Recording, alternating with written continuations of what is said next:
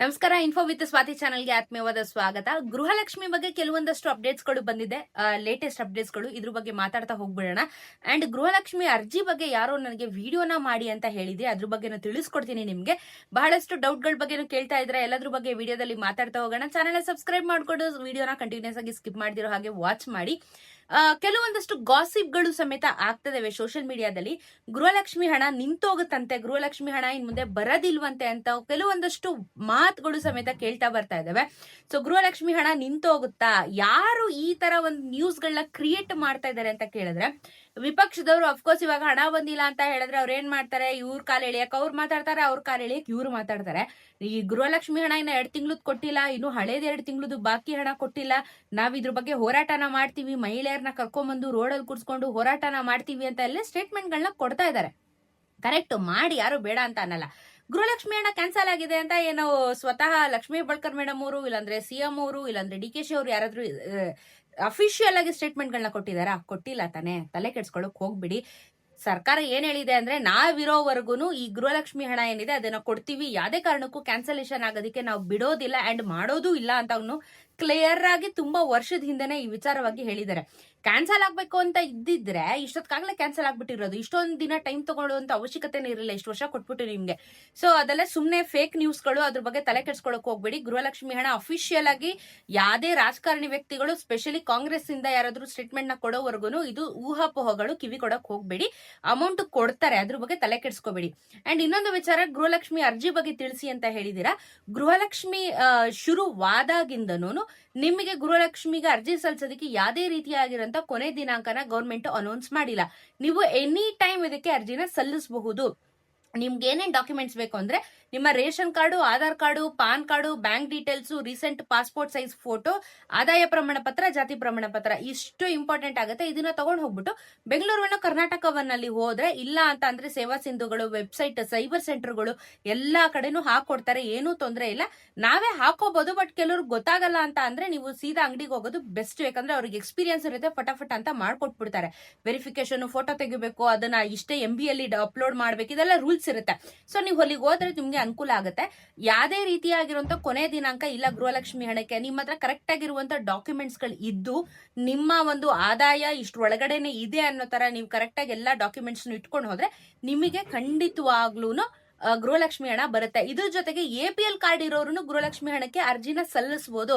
ಆದ್ರೆ ಒಂದೇ ಒಂದು ಕಂಡೀಷನ್ ಏನಿದೆ, ನೀವು GST ಪೇರ್ ಆಗಿರ್ಬಾರ್ದು, ಟ್ಯಾಕ್ಸ್ ಪೇರ್ ಆಗಿರ್ಬಾರ್ದು. ಬಿಟ್ಟು ನಿಮಗೆ ಏನ್ ಬೇಕಾದ್ರೂ ಇದ್ರೂ ನಿಮ್ಗೆ ಗೃಹಲಕ್ಷ್ಮಿ ಹಣ ಬರುತ್ತೆ. ಅದು ರೀಸೆಂಟ್ ಆಗಿ ಅನೌನ್ಸ್ ಮಾಡಿದ್ದು, ಮೊದ್ಲು ಇರ್ಲಿಲ್ಲ. ಸೊ APL BPL ಯಾವತ್ತು ಬೇಕಾದ್ರೂ ನೀವು ಅಪ್ಲಿಕೇಶನ್ ನ ಹಾಕ್ಬೋದು. ಡಾಕ್ಯುಮೆಂಟ್ಸ್ ಇಷ್ಟು ಸಪೋರ್ಟಿಂಗ್ ಡಾಕ್ಯುಮೆಂಟ್ಸ್ ನ ತಗೊಂಡೋಗಿ ಅರ್ಜಿನ ಸಲ್ಲಿಸಿ.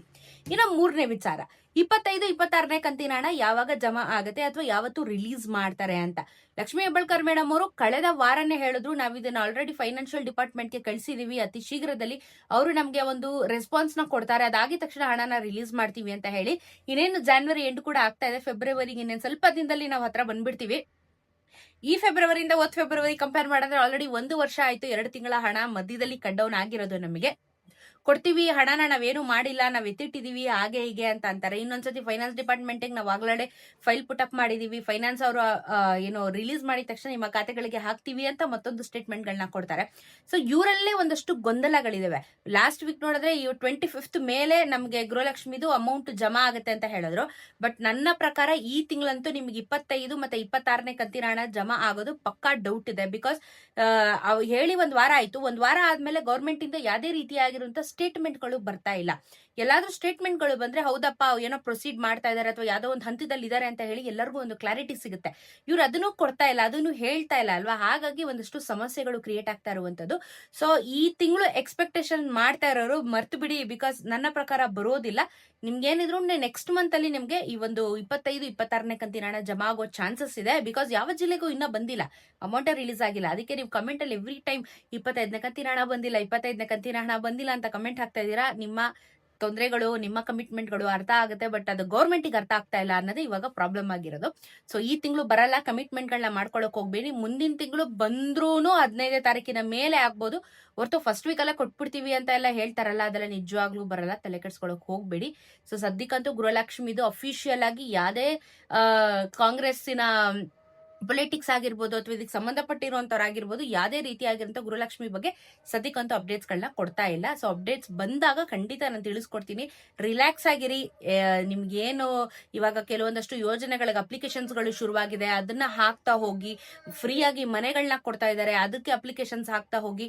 ನೀವು ಬರೀ ಗೃಹಲಕ್ಷ್ಮಿ ಹಣನೇ ಬಂದಿಲ್ಲ ಅಂತ ಹೇಳಿ ಒಂದ್ರ ಮೇಲೆ ಫೋಕಸ್ ಮಾಡಬೇಡಿ. ಹಲವಾರು ವಿಚಾರಗಳು ನಡೀತಾ ಇದೆ. ಈ ಕಡೆ ರೈತರಿಗೆ ದುಡ್ಡು ಬರ್ತಾ ಇದೆ, ಈ ಕಡೆ ಪೆನ್ಷನ್ಗಳು ರಿಲೀಸ್ ಮಾಡ್ತಾ ಇದ್ದಾರೆ, ಕೃಷಿಗೆ ಸಂಬಂಧಪಟ್ಟಿರೋ ಹಾಗೆ ಎಲ್ಲ ಅಮೌಂಟ್ ಗಳನ್ನ ರಿಲೀಸ್ ಮಾಡ್ತಾ ಇದ್ದಾರೆ, ಹೊಸ ಹೊಸ ಯೋಜನೆಗಳು ಬರ್ತಾ ಇದೆ. ಅದ್ರ ಬಗ್ಗೆ ಸಾಕಷ್ಟು ವಿಡಿಯೋಗಳನ್ನ ರೀಸೆಂಟ್ ಆಗಂತೂ ನಾನು ಮಾಡಿದೀನಿ. ಅದನ್ನೆಲ್ಲ ಉಪಯೋಗಿಸ್ಕೊಳ್ಳಿ. ಒಂದ್ರ ಮೇಲೆ ಯಾವತ್ತು ಡಿಪೆಂಡ್ ಆಗ್ಬೇಡಿ. ಮಲ್ಟಿಪಲ್ ಯೋಜನೆಗಳಿಗೆ ನೀವು ಅಪ್ಲಿಕೇಶನ್ ಹಾಕಿದಾಗ ದುಡ್ಡು ನಿಮ್ಗೆ ಬರ್ತಾ ಹೋಗುತ್ತೆ, ಒಂದಲ್ಲ ಒಂದು ಅಂತ. ಸೊ ಕಾನ್ಫಿಡೆಂಟ್ ಆಗಿರಿ, ಹಣ ಬರುತ್ತೆ, ಎಲ್ಲೂ ಹೋಗಲ್ಲ. ಸೊ ಧೈರ್ಯ ಗೆಡಬೇಡಿ, ಹಣ ಬರುತ್ತೆ. ಸೊ ಸದ್ಯಕ್ಕಂತೂ ಇಷ್ಟ. ಏನಾದ್ರೂ ಅಪ್ಡೇಟ್ಸ್ ಇದ್ರೆ ಖಂಡಿತ ವಿಡಿಯೋ ಮಾಡಿ ತಿಳಿಸ್ಕೊಡ್ತೀನಿ. ಚಾನಲ್ ಸಬ್ಸ್ಕ್ರೈಬ್ ಮಾಡ್ಕೊಳ್ಳೋದನ್ನ ಮರಿಬೇಡಿ. ಸಿಗೋಣ ಮತ್ತೊಂದಷ್ಟು ವಿಡಿಯೋಲಿ. ನಮಸ್ಕಾರ.